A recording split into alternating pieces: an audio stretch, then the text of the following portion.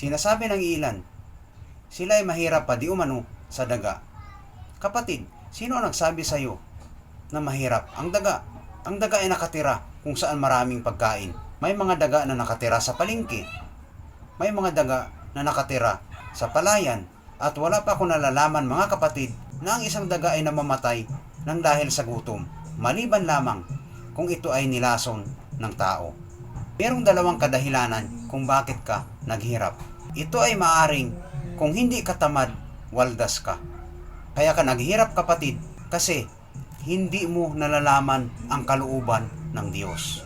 Subukan mo kapatid na alamin ang kalooban ng Diyos. Subukan mo kapatid na unahin mo ang Diyos. Subukan mo kapatid na pagsumikapan na pagharian ka ng Diyos at ang kanyang katwiran.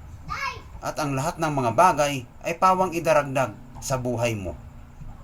Maraming salamat po sa Diyos na lahat ng kapurihan magpakailanman. Amen.